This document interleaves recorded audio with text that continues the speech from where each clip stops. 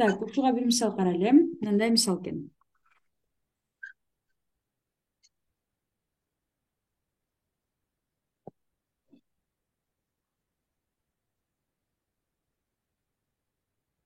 Мына жер 6 экен, мына жер 10 экен, мына жер 8 экен, мына жер 5 экен, мына жер 4 экен, мына жер Y экен. Y'ти тартып алдык.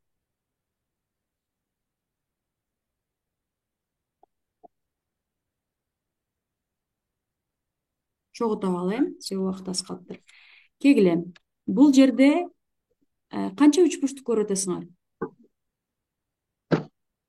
Эки. 2. Эки. Бир үч бурчтук, мына үч бурчтук. Экинчи үч бурчтук, мына үч Жалпы. бурчтук. Туурабы? Ооба. Мындай кылып коелу. Мына бурчту точка кылып коем, точка бурчу.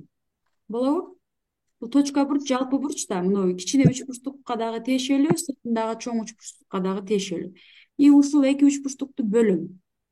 Так, кичине үч бурчтук менде мындай болот экен. Чоң үч бурчтук дагы ушундай болот. Экөөнүн тең точка бурчу мына жерде болсун. Болобу? Болот, э? Так, кичине үч Мгм. бурчтукта мына жер 6, мына жер 8 экен, туурабы? Ооба. Чоң үч бурчтукта канча экен? 16, Он- 12. 16, 12 экен да. Эмнени байкадыңар? Мына жери 5 экен. Мына жери Y. Экиге бөлүнүп кеткени. Ооба. Эки эсе узун экен, мисалы 8'ди 2'ye көбөйтсөк мына чыгат. Мен мыналарды орундарын алмаштырып койсом болмок экен, э?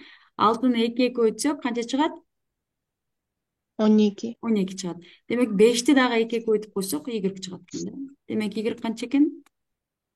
10. 10 экен да. Түшүнө алдыкпы? Ооба. Мгм. Так, дагы бир мисал иштейли, анан сабакты жыйынтыктабыз.